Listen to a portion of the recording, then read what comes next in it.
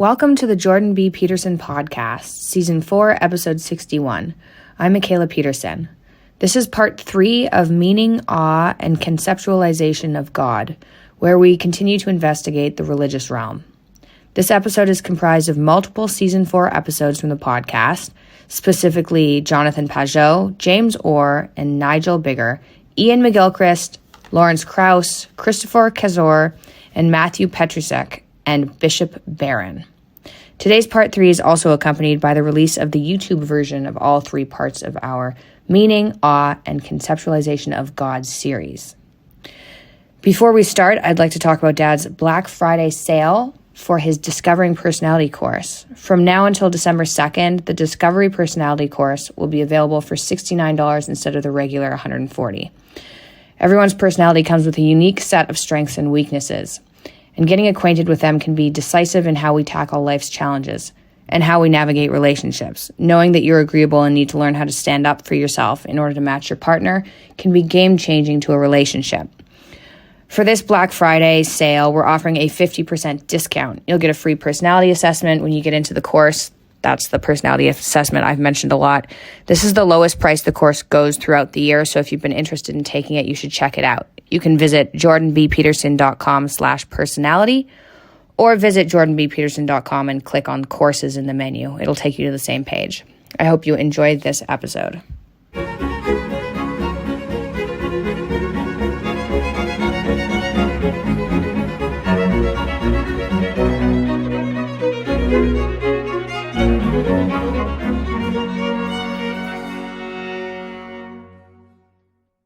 See, one of the things I've thought is that at minimum what Christianity is a thousands of years long discussion about what constitutes the human ideal. It's a purely psychological viewpoint. Now, I understand the metaphysical implications, that, and I don't want to dispense with them, but it's best to start with what's simple.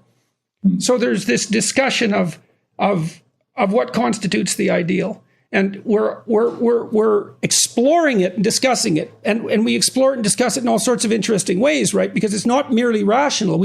Bach writes this soul-inspiring music, and that makes us feel a particular way. And that's a hint as to the nature of the ideal. And then there's these great cathedrals that are built all across Europe, and they're awe-inspiring masterpieces of stone and light, right? So opposites conjoined, and they bring the primeval forest into the city, and they provide color, and the music is set in there. And then there's the invocation of the ancestors and the dogmatic formulations that Christianity consists of that go back centuries as well. And all of that, and that's all part of this exploration. And to me, it's the exploration of that central animating spirit. And when we're debating the postmodernists who say everything is power, this is the sort of thing that needs to be pointed out as a rejoinder. It's like, no, it's not. We're doing our best to manifest this ideal that we're discussing. We're flawed and fragmented and ignorant, and we don't know. So, for example, you asked me earlier, Nigel, what sort of things I had to discuss in order to make people attracted, say, to a discussion of Genesis. And what it is that I try to get the wheat from the text. And in the chaff, I think a lot of that's my ignorance. It's not necessarily chaff, but I'll leave it be because I don't have the intellectual wherewithal to make sense of it. So I just leave it be without despising it. Because I can't understand it doesn't mean there isn't something to it. Now, we're still stuck because we have problems like, well, the idea of the resurrection, which is obviously a very big problem in a very fundamental sense. And I leave that be, except to say that I have seen, in my studies of mythology, that there are stories of dying and resurrecting gods throughout history. And the idea of Christ seems to be of that type, although it's not only that, but it's something I can't touch, and that's a problem. But that doesn't mean that there isn't this investigation that we're all undertaking, including us in this conversation, of what constitutes the ideal and how we could manifest it if we could only understand it. And I think that's unbelievably compelling to people. And it's not only compelling, they die without it. Because we can't live with only knowledge of our limitations. We have to be moving towards an ideal. Yeah. Mm. Well, I mean, just a quick thought there. I mean, certainly within the Christian tradition, the claim is that God's decision to become incarnate is not accidental. He chose this particular human being, not just because he had to choose some human being in order to become a human being, but he chose a human being and, as it were, exhibited the qualities that he wanted to, as it were, disseminate as a kind of moral exemplar that were profoundly countercultural to the values and the exemplars of the time. So you think of the kind of the weakness of Christ in some contexts, the sort of the obviously the sense of self-sacrifice, the radical openness to those on the margins, the poor in particular, the ceremonially unclean, and of course to women. And so it's as if that this is completely subverting the sort of power narrative that dominated for first century Palestine, particularly in the form of the Roman legions and the Roman imperium. And so I think that's a quick thought. I've really been struck constantly by some of Jung's descriptions of Christ as a member of the Trinity, because Jung makes much of John's sense of Christ, the logos that's there across time, which I read something like the creative consciousness that's involved in the bringing to awareness of being, something like that. So it's maybe identical to consciousness itself, at least in its higher stages. It's very abstract.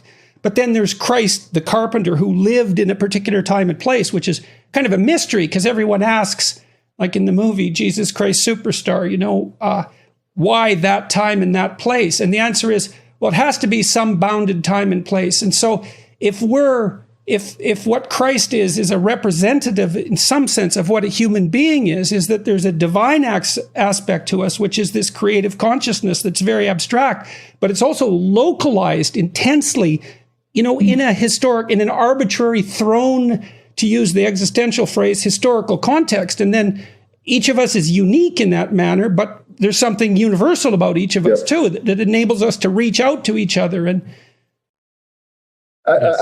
also gives each of our individual lives a larger significance that otherwise they just wouldn't have at all. Well, yes, and the significance. One of my students once asked me a brilliant question: is like, well, if all stories have the archetypal structure, why not just tell the same archetype over and over?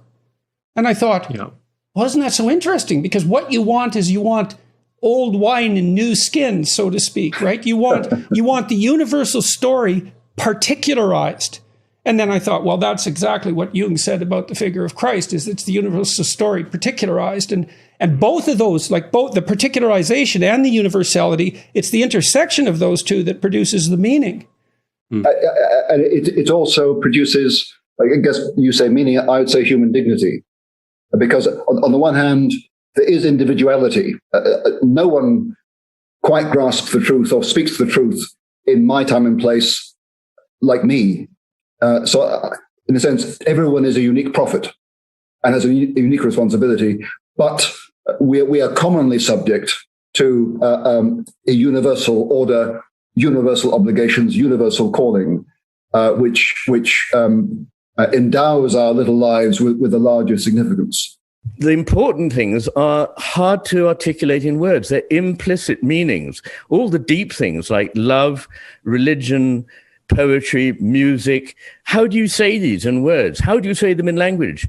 But they have extraordinary meaning and power. They're the things we live for, not for the things that we can say, put down in a notebook, if you know what I mean. I try to look at things scientifically insofar as the science allows those things to be viewed. Okay. Well, and so to the degree that I can look at religious matters from a biological perspective, I do that because it's simpler.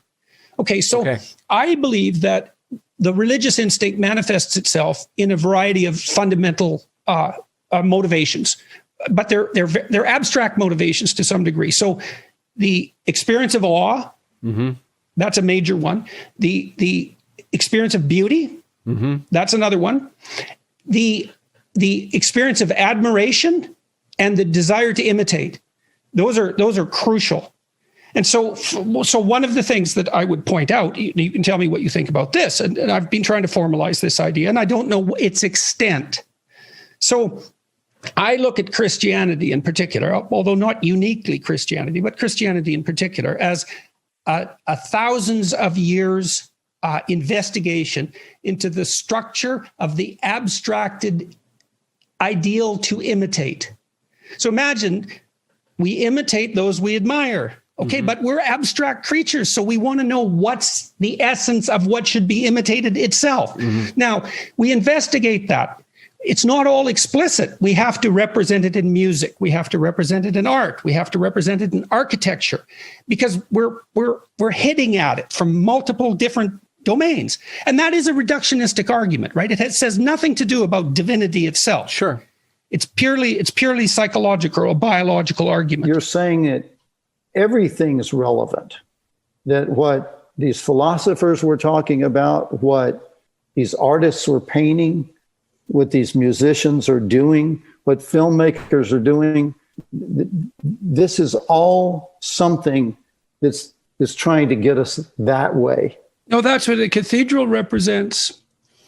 You know, it's an expression in stone of this yearning to bring the material world into harmony with the spirit. It's something like that, and that's what music does as well. And there's this proclivity within us to strive upward.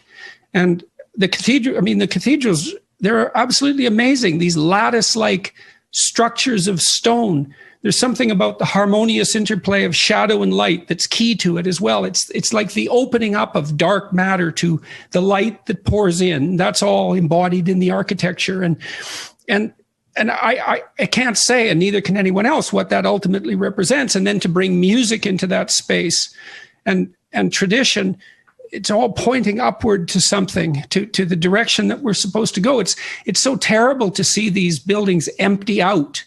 I mean, thank God that they're being preserved in some sense by the tourists who come there driven by a sense of awe.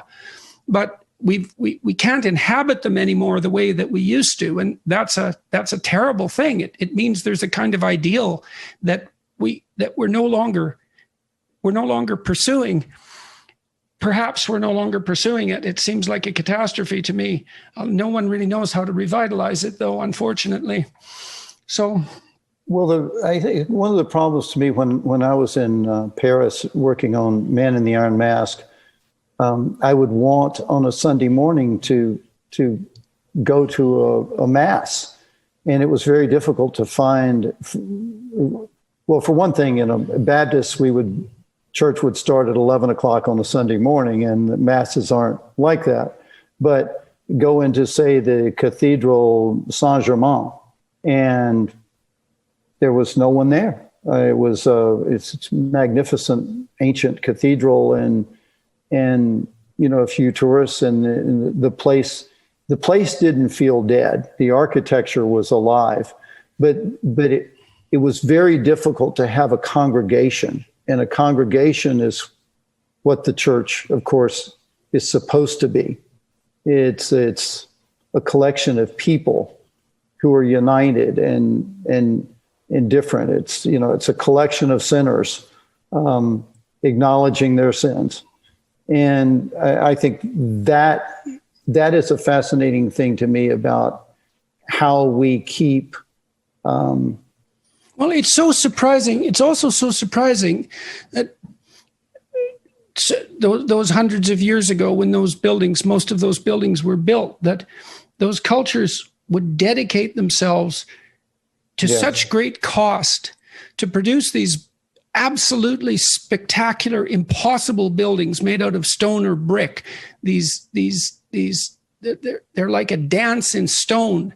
They're so magnificent, and then to fill them with the greatest of artworks, and to bring the light in the most colorful possible ways, and then to bring the music in to set the scene, and then to have everyone come in and commit to at least not being as bad as they were, right? Like it was a joint moral enterprise that everyone was involved in. You can be as cynical about that as you want and talk about, Sunday Christians and all of that, but an hour a week to contemplate how it is that you should be living your life, or to become in tune with your conscience once again, which at least the confession can offer that.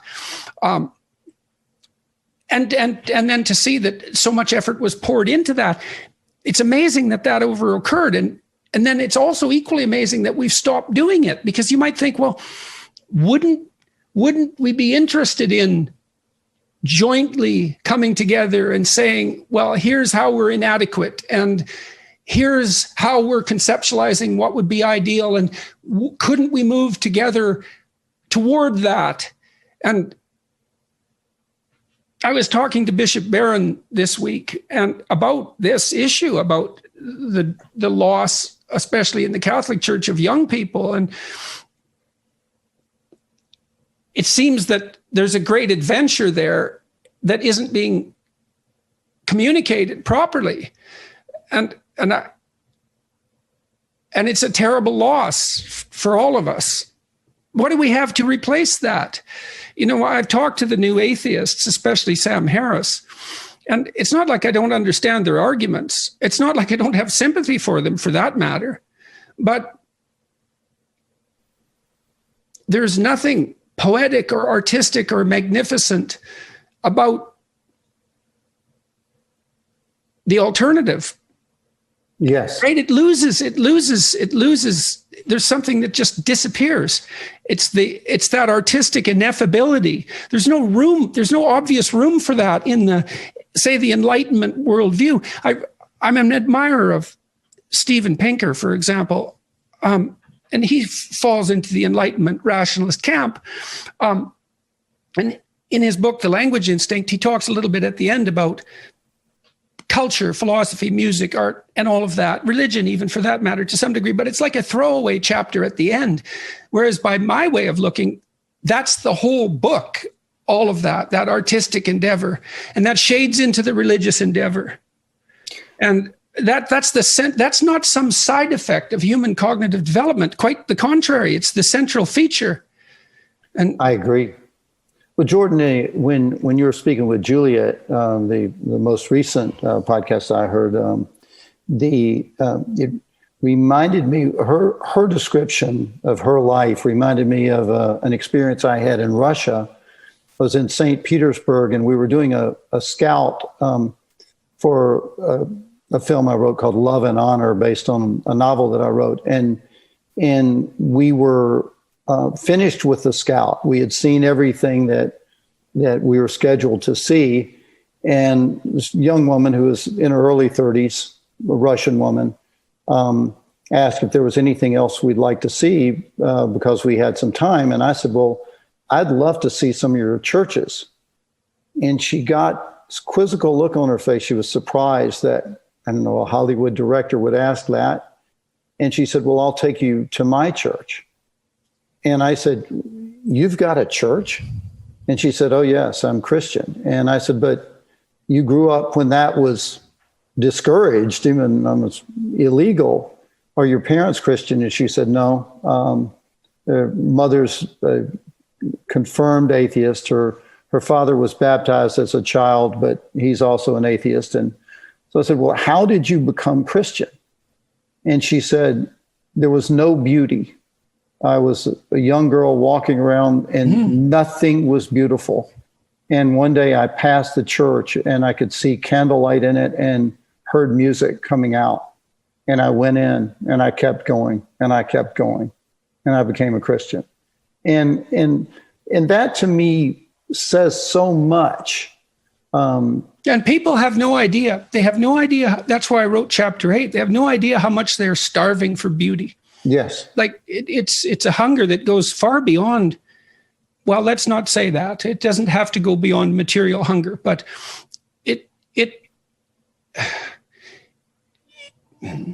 no matter how well fed you are, without some relationship to beauty, there's too much suffering in the world for it to be viable.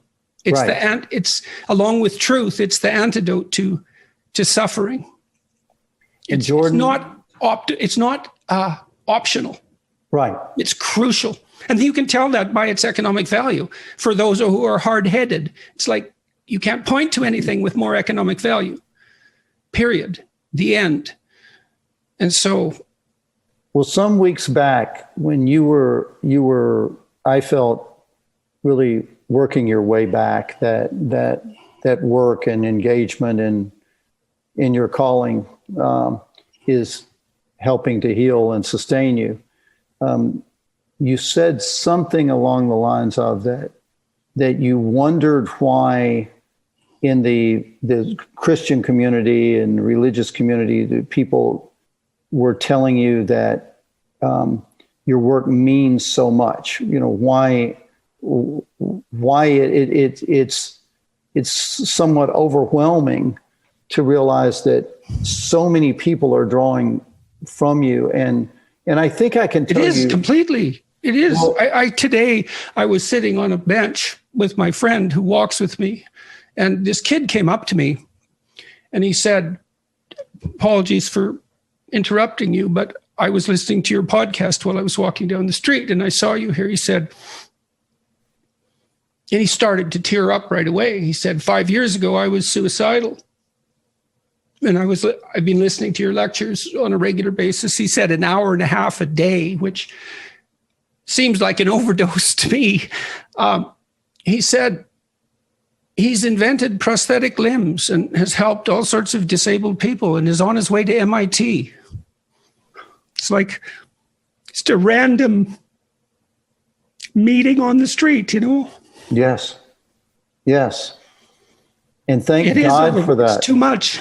Yes, of course it is. But I tell you, and like, I know you like to understand, you know, that's that's something else you said a couple of weeks back about, I want to understand why. I want to understand why this story makes sense. And I do too. But the what of it all, that to me gets at the why of it all. But the what of it all is that you speak to people like me and like others who know this experience of more, who know what it is to stand in awe, to feel the awe of a moment, and you combine all the different elements of perspective, of thought, of experience, and you validate or endorse that people who choose faith and who see courage and sacrifice as crucial divine values are not idiots. I think that's. And it's no accident that crucial and cross are the same thing. Yes, exactly. And you know, we go through this thing of, well, you're choosing an opiate. And to me, it's like, well, the alternative is not attractive too. When I started working on the Pope story, I came across a statement that I believe is one of the talk show guys, late night talk show guys, had said, Conan O'Brien, I believe it was, but he said that Pope Francis had made a pronouncement that he thought even atheists could go to heaven. And in gratitude, atheists have said that the Pope, when he dies, is welcome to enter their endless void of nothingness.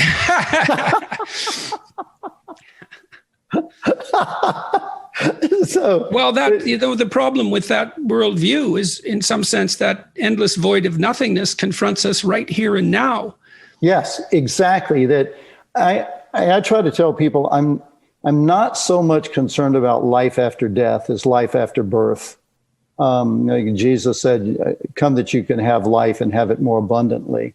And I'm not trying in a movie to espouse my particular dogma. I don't believe in my own dogma. My own dogma is limited, and I'm not trying to think that. When I was in school and I'd study systematic theologians, and I remember asking my mentor, who was the head of the department, what is really the point? What are they trying to do? And he said, well, they're trying to have a system of understanding that holds up from every angle. Mm-hmm. I thought, but well, how's that working out for them? Because ultimately you get into do you have faith or not? When I write a story, it's I've got to jump in and trust. And I don't know where they'll lead, but I know that to not jump in is death. And so for me, it's like the Old Testament says, I set before you life and death. Choose life. And that to me is what I hope my work's about. And I'm damn sure it's what your work's about. Let's delve into this faith issue a bit too. Because the faith is a very complicated term, and it's often parodied by the rationalists. To have faith in God is parodied as a primitive and superstitious belief. But my psychological investigations convinced me that there's no action without faith. Because we are always stepping into the unknown, we have to take a leap of faith to exist, to do the simplest of things, literally to move. And that has to do with what I said earlier, is that we're trying to move from a place of less value to a place of more value. So we have to make some assumptions about what constitutes value. And then we have to believe that our actions are going to have the outcome that we desire. And we do that without evidence. I mean, that's partly why to be human is to be riven with anxiety. It's because there's no certainty. And so you can't act without faith. And so then the question might, if you accept that proposition, you can't act without faith. And I don't believe that that's a disputable proposition unless you view people as deterministic in the way that clocks are, so that we're just stimulus response machines. It seems to me that instead we're moving into the unknown. And we do that in dread, in some sense, dread and hope. And we do that because we have faith. And when we lose that faith, our lives fall apart. And we don't know which way is up or down. And so then the question is, well, if we have to have faith, what is it that we should have faith in?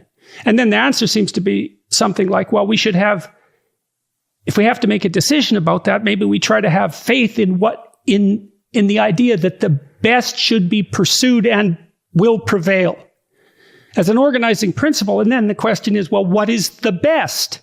And the answer is, well, that's really hard question. And so we need cathedrals, and we need Bach's music, and we need the stories in Genesis, and we need the world's great literature.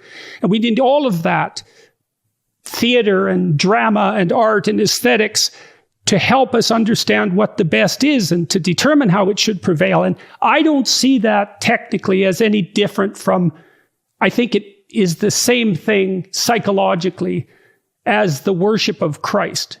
I think it's the same thing. Because, again, I'm trying to speak psychologically to think about what Christ represents. I'm not thinking about him as a historical figure. That's something we can get to later. That image, which is seen, for example, laid out on these massive cathedral domes, Christ as logos, as generator of the world, it's the idea that the proper mode of being is brought into existence by consciousness that's operating according to the highest possible principles. And why wouldn't, and that is the kind of faith that's maybe got some courage associated with it, right? I'm going to act as if this is the case. We're all going to act as if this is the case. Now, that begs the question, does that make it real? Well, Pope Benedict XVI, who's a great intellectual hero of mine, said the church always does three essential things. The church worships God, it evangelizes, and it cares for the poor. Poor broadly construed, as I say, anyone who's suffering, right? But that first move, as we said earlier, is indispensable. The church worships God. It teaches the world right praise, because without right praise, the whole thing falls apart. Secondly, it evangelizes. What's that? Well, that's a cool thing too, because euangelion in Greek, good news, they were playing with that because the Romans would have used that in the eastern part of the empire to announce an imperial victory. they would send an evangelist ahead with the good news. Evangelion, hey, Caesar won a victory. So these very edgy first Christians who had zero social status, no power, no military behind them said, oh, no, I got the true Evangelion. It's about Jesus risen from the dead, who was put to death by Caesar, but whom God raised. So that's the proclamation of the good news, that now we have hope. Now the sacrifice has been made and God's love is greater than anything that's in the world. Okay, now I got those two things in place. Now serve the poor. Now go where the pain is, go where the suffering is. But if you divorce them from each other, and that has happened. So who cares about worship? And that's fussing around with altars and sacristies. And who cares about evangelization? Let's just get down and serve the poor. Then it does devolve simply into social work, right? But if the three are together, worship God, evangelize the dying and rising of Jesus, and serve the poor, now the church is cooking, you know? All right, so let's look at the second one of those. So, Yeah. you know, it seems to me, I can understand this, not that whether I can understand it or not is a hallmark of its validity, but I have to try to understand what I can understand. I can understand the idea that bearing forward in a moral direction, acting as if being is intrinsically good, and that humanity as part of that is also intrinsically good, bearing all that up as a set of propositions, even in the most extreme cases of suffering, I can see that as a valid moral good. That's Christ's refusal to be, what would you say, corrupted by the injustice of his and terror of his fate. And so that might be something like, you don't have the right to become a tyrant no matter how badly you were tyrannized, let's say. Yeah. And I think that's an unshakable moral proposition. But then there's the resurrection element of it, because I could say, well, the first thing I would say is, well, I kind of understand that psychologically.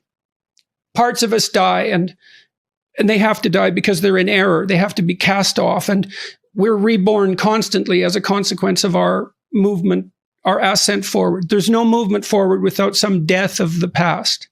And so I can see the resurrection idea as a metaphor for the part of us that continues onward despite our failures and constantly reconstitutes our spirit.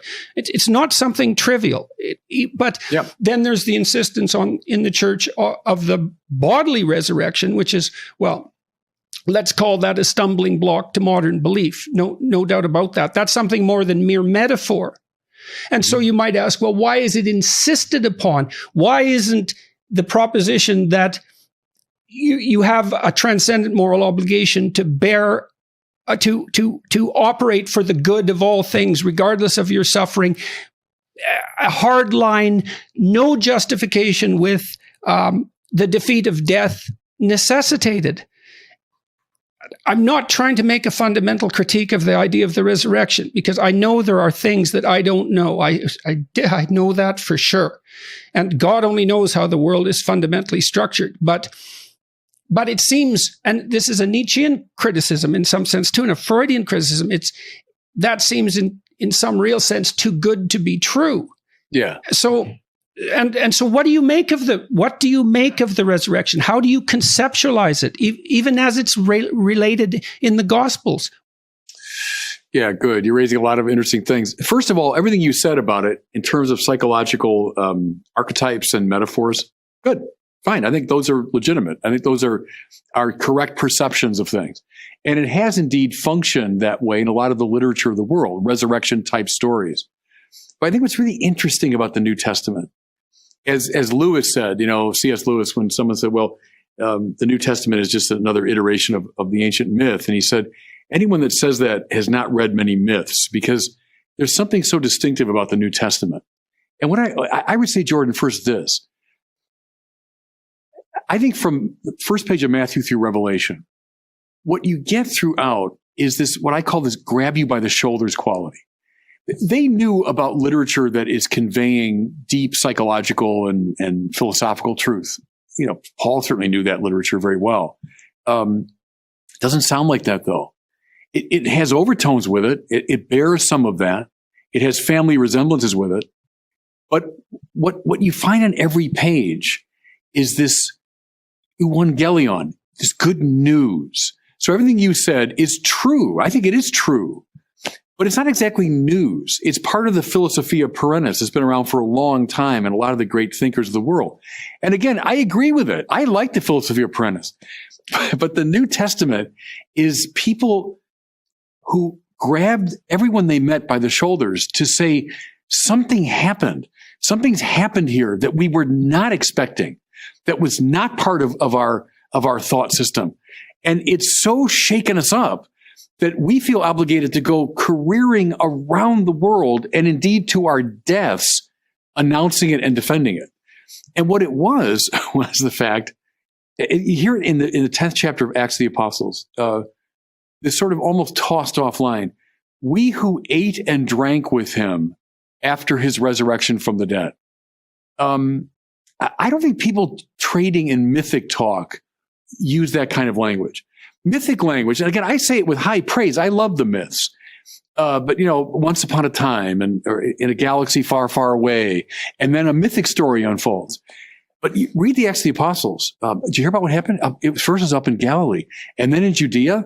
Those people that John the Baptist, remember John the Baptist? Well, and then there's Jesus, and then in Jerusalem, and then we who ate and drank with him after his resurrection from the dead. That's what, and then look at Paul who saw him on the road to Damascus. Now the Pauline letters, man, they do not read like myths. They just don't. And I love the myths. I love the Philosophia Perennis, but it doesn't read like that. It reads like someone who has been so bowled over by something and he wants you to know about it. And it's changed everything. And I think what it was what we said earlier. It's okay. Now we know God's mercy and love is greater than anything we can possibly do. Why? Because we killed God. And that's why Paul will say, I'm going to hold up one thing to you, Christ and him crucified. And crucified him, man, it was the most horrific thing they could imagine in the ancient world. It was deeply embarrassing even to talk about a crucifixion. Paul says, no, let me put it right in your face. See, the author of life came and we killed him. But I got the good news, Evangelion, is God's mercy and love is greater because he brought this Jesus back from the dead. Well, you do have the following argument, which is that it isn't clear which is harder to believe, whether that happened or whether people made it up. Because if they made it up, that was really something. And that does strike me quite frequently reading the New Testament. Yeah. There are lines in there that hit so hard you think, it isn't obvious to me how someone could have just thought that up. So, right. And there is that, and Jung, Carl Jung, who I greatly admire, he believed, I think in the same way that C.S. Lewis did that, and he doesn't talk about this that much, but that there is this archetypal mythological pattern of the dying and resurrecting hero that has this psychological reality, which is extraordinarily deep, but that archetype was realized once in history. And that's fully realized. So it came from the mythic realm, let's say, the realm of eternal truth, the realm of pattern, instinctive pattern for that matter, and was fully realized at one point in history. And you might think, well, if it's going to be fully realized, it has to start somewhere. It can't start everywhere at the same time. Right. What does an archetype look like when it takes flesh? Might be a way to get at that. Well, and the thing is, we do see this, and it does grip us because movies, like we see representations of this all the time. In my new book, I talk a fair bit about Harry Potter, and Harry Potter is definitely an archetype Christ figure, taken flesh. Well, clearly he's in battle with Satan himself, obviously. Yeah. I mean, and she has an unbelievably profound mythological imagination. And the thing that's so fascinating about all of that is that because her mythological imagination is spot on, she captivated the entire globe and produced this immense storehouse of wealth and dominated the entertainment landscape for a decade. And people don't take that seriously, but it's a great mystery to watch that. Absolutely, they should. It's a phenomenon. Anything that grips people's attention like that is obviously worth paying attention to. Lewis called them good dreams, right? So all the sort of archetypal anticipations of the gospel, they're the good dreams of the race. Or use the Jungian. I love Jung too. But what happens if that archetype of the person perfectly pleasing to God, Kant's language, what would happen if that archetype became flesh? And indeed, that's how they put it. The word became flesh and dwelt among us. I think that's also the question we should each be asking ourselves in our own lives. Yeah, quite it's like, well, who could we be? And you say, well, you don't have to ask yourself that question. It's like, well, good luck with your conscience then. You should be another Christ. That's right. the objection to the self-created person. It's like, yeah, the idea that you can create your own values is, well, good luck. Right. Try. Good luck with that project. Yeah, right. good luck. Right. It's not going to work. You know, Newman referred to the conscience, I always love this, as the aboriginal vicar of Christ in the soul. So he took the language descriptive of the Pope, the vicar of Christ, but he said the aboriginal vicar of Christ. Which is Newman? The conscience. John Henry Newman. Okay, because I was thinking of Eric Neumann. So no, John Henry Newman, and it's a beautiful way of describing it, because we'd say the Christ dwelling within you is the voice of the conscience that's calling you to sanctity, ultimately, to heroic self-sacrifice, to being who Christ is. It also is. It is what people worship. Because here's a way of thinking about it technically. Well, look, when I have a conversation with you, there's something I want from you. I want everything you can give me. I want you to be as there as you can possibly be. That's what I'm demanding all the time. If my attention, assuming a properly constituted subjectivity, if my attention wanders, that means you're not delivering. And so if you're wandering around and everyone's attention is wandering away from you, you're not delivering. And conscience, because we're so social, we're social creatures to the final degree. Conscience tells you when you deviate from the ideal, and that ideal is what people worship. By attending to that manifestation of the ideal in you, they worship it. And so that's there. It's there in the demands that we can't help but make of each other and of ourselves. There's no escape from that. And so I do think it's a perfectly good question. What would happen?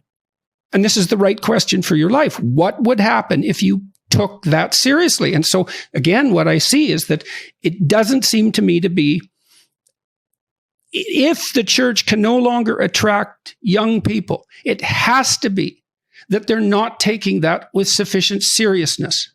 Now, I think there's a lot to that. I don't want to externalize the blame. It's like, I know the church is a human organization and all of that, but it's still evidence. But it's not just, it's not just about going to church. One time I told you something, and I don't know if I was able to drive it through. There's something about being in a hierarchy because there's an aspect of being in a hierarchy that you talk about, which is this kind of striving to kind of be the best within that hierarchy. But there's an aspect of being in a hierarchy, which is that the hierarchy covers you.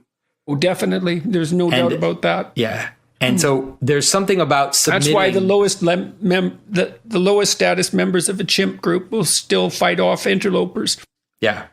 And so there's a value in being in a community and a hierarchy where you, like, I go to confession, right? I go to confession. I go to my priest and I confess my sins, and I give that to him.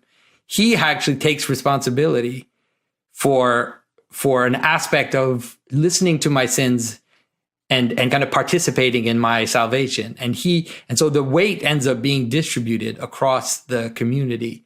It's not, so you don't actually just bear it on yourself. And it's not just it's not just a living community. It's not just those that are alive in the hierarchy, but those that have left their story. All the saints are part of this hierarchy that you engage in, that you participate in, and that you see as consolation, as examples, as examples of people who have lived through difficult things that you can kind of that you can shoulder up against, And so that's one of the reasons why I kind of insist with, at least for the people that watch my videos, is when I say go to church, it's not just because I'm trying to moralize you into doing something. It's because it's actually a participation in how the best vision of reality works.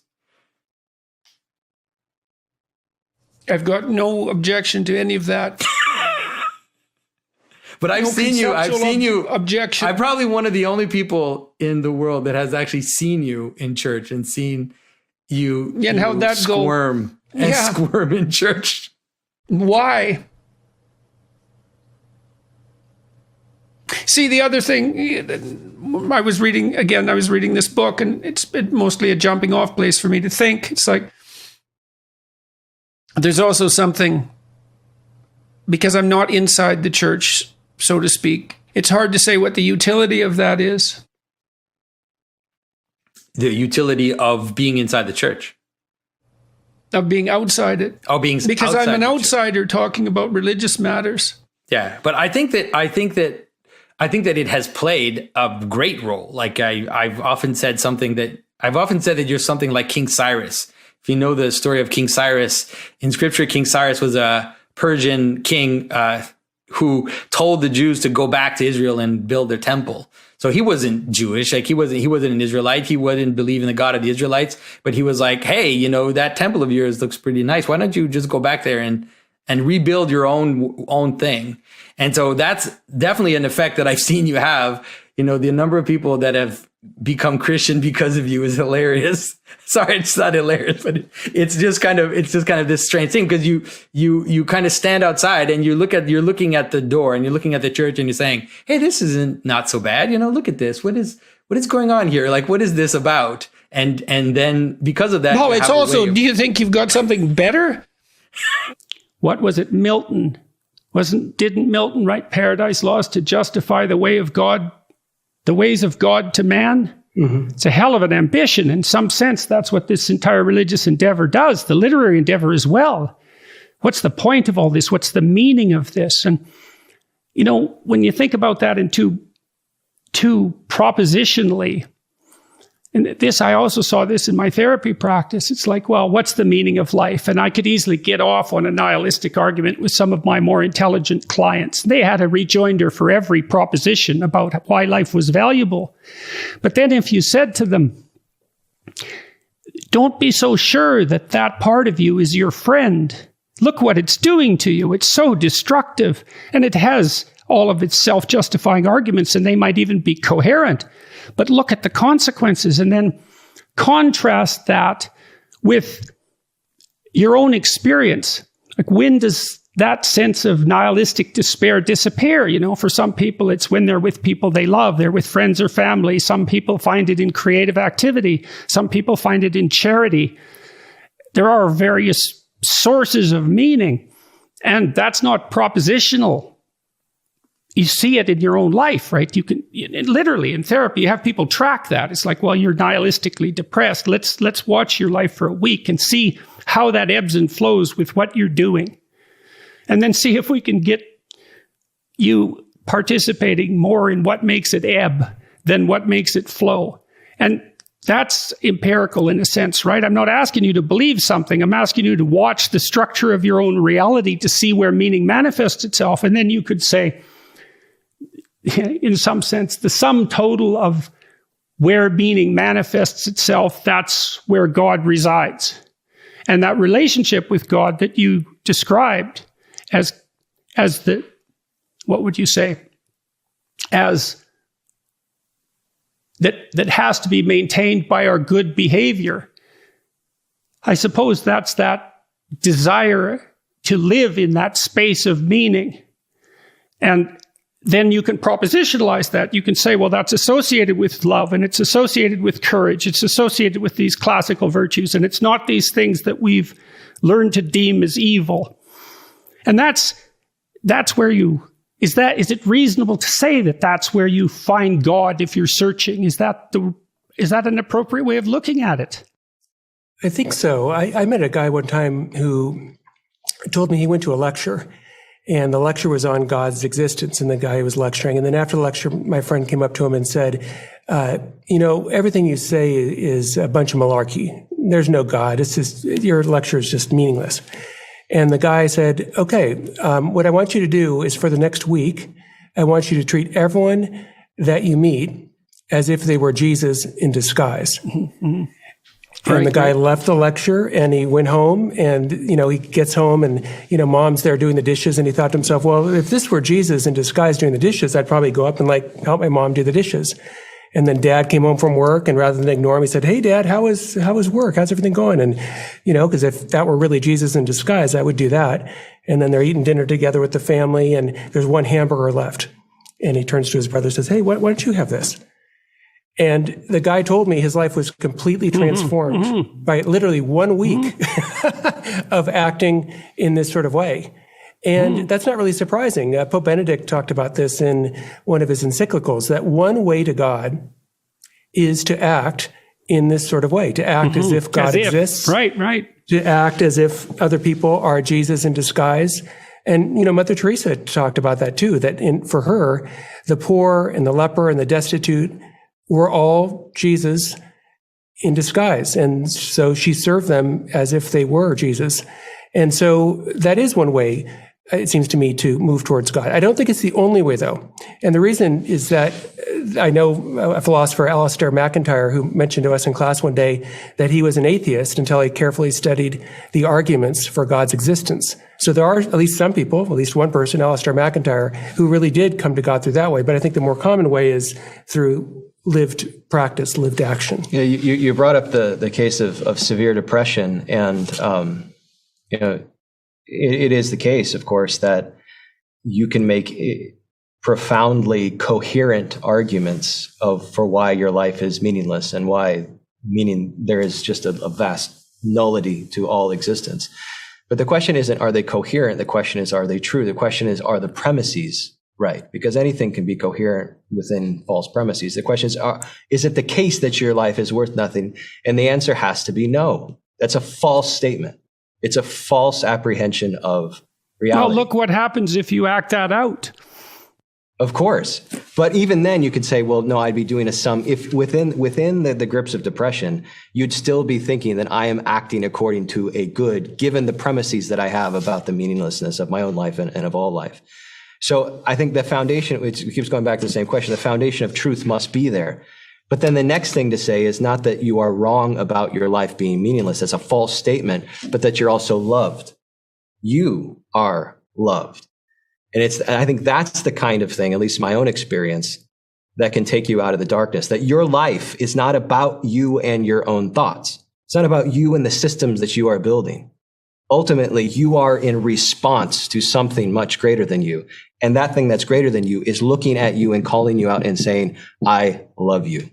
So it's not an either or. It's not, well, what's true propositionally about the nature of existence and is there a soul? It is that, and I am calling you, which is a universal call for us as Catholics. This exercise that you described, Dr. Kaiser, I believe that when we see other people, except under very extraordinary circumstances, we see an illusion that we project upon them. Mostly, it's a simplifying illusion. We don't see the whole person. Partly, I suppose, because we couldn't tolerate the complete vision. It would be too much for us, so our doors of perception are 3/4 closed, and exactly why that isn't obvious. But I do believe that the more accurately you perceive a person, the more you perceive them in the manner that you described. You see this eternal, recurring, conscious hero striving against the darkness. And when you treat people like that, of course they're compelled by that. It's a compelling way to be interacted with. Although, I don't know what it is that maybe it's not obvious how much of that you can tolerate, which is a very strange thing too. I'm thinking about this. Most of what we perceive is our memory. And sometimes that is stripped away and we see what's there, but seeing what's there is awe-inspiring. It's gripping and it instills terror. And I think that's the same as the burning bush. And in some sense, everything is a burning bush. But you're blinded to it.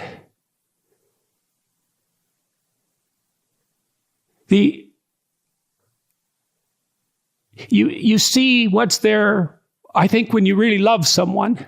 a child. You really see that in a child if you're a parent, right? You don't see a generic baby. You see that actual person. So that memory that pushes generic baby into your field of vision dissipates, and you see what's actually there, and that love drives that. I imagine it does that. Love seems to... Like I always thought, when people fall in love with one another, they see the perfection that could conceivably exist. It's like the curtains of illusion pull apart momentarily, and you see the paradisal state that could be there hypothetically if everything was done properly. And that drives the love. And then maybe if you work across time, you can achieve that to some degree. Because other people think about themselves as deluded when they're in love. And that's a very cynical way of looking at it. It certainly doesn't apply to the love between a parent and a child.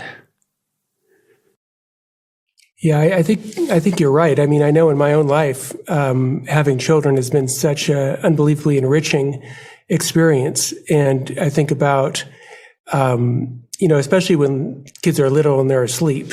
You go in there and they're just sleeping and you see their little chest moving up and down. There's something painfully beautiful about that. I mean, you just wish it could go on just indefinitely.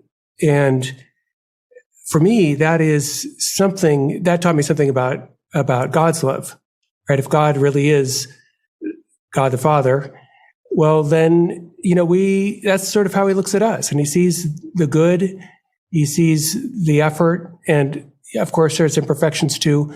But I don't know, for me, having children is a kind of, I try to sometimes tell my students, most of whom don't have kids, what it's like. And it's very hard to describe. So the best way I came up with was, well, remember when you were a little child, you're like 6, and you thought, boys have cooties, girls have cooties, and the idea of romance or kissing someone is just repulsive.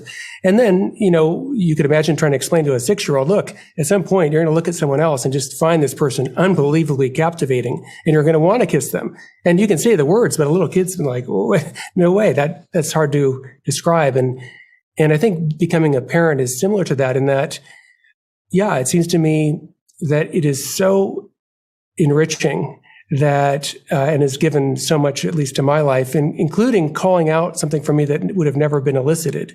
Because there's kind of sacrifices that you'll do for a kid that you'll never do for, an adult.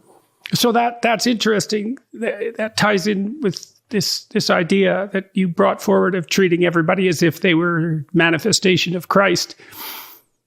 You see that meaningful fragility in your children, and it's beautiful. And maybe if you've been warped and hurt, you get resentful about it and jealous of it, and that can lead to all sorts of terrible things. But to the degree that you're privileged to see that calls you to be a better person. And you can think of that, biologically. Well, you have these fragile creatures that you're responsible for. Of course, that's going to call you to a higher mode of action, because otherwise they're not going to live, So it's very practical. But what you see there is if you view someone with love, then it's incumbent upon you to treat them as if they're valuable. And then the more you treat other people as if they're valuable, the better person you are. That just comes along for the ride in some sense. So none of that seems questionable to me. That seems solid. And so then maybe the more love you view other people with, the higher the moral demand that's placed on you. And then I would say too, well then, that's another reason why it's so important to be truthful and in some sense to be good, because it isn't obvious to me that you can withstand that moral load if you're compromised by too much sin. It's too much. And that's another thing that we're not very good at teaching young people about. You shouldn't do that. It's like there's a sanctimonious authority that goes along with that that's the wrong tone. It's more like,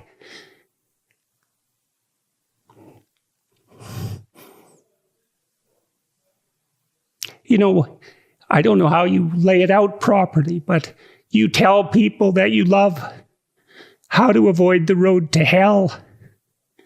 And you don't do that because you're shaking your finger at them or because you're a moral authority. You do it because you don't want them to burn. And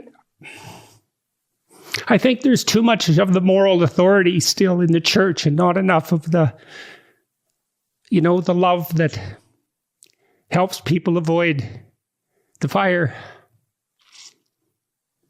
I think that what you just beautifully described is the unity of the love commandment, that you love God with all your heart and all your soul and all your mind, and you love your neighbor as yourself. Mm-hmm. The love of God identifies the pattern, and then that interplay between the love of the neighbor and the love of the self. They're differentiated but inextricably intertwined. And right. So to love the neighbor is to see the neighbor as he or she actually is, and to respond to the actuality, not to your desires, not to what you want this person to be in a utilitarian or instrumental sense, but to the reality of that eternal soul right there. And in and through that, then you see who you are. And that's a commentary on the Ten Commandments, right? That's Christ's summation of the Ten Commandments. So that's another illustration of that abstraction. Proper behavior, the story on top of that, the propositions, that would be the Ten Commandments, let's say. So then Christ is challenged on the Ten Commandments, something like, rank order these if you're so wise. Yeah. Right, exactly, because you're going to say something heretical.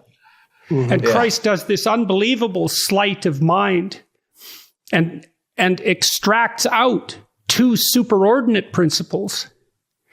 And it's done in such a compelling way that the interlocutor, who's basically a prosecutorial mind, like an inquisitionist in some sense, is reduced to silence. That's a very powerful story. It's one of those stories, you read that, you think, it's not obvious how someone could have made that up. There's a lot of genius. There's an immense well of moral genius in that story. And the idea that that's some sort of casual, false construct, produced for the purposes of power.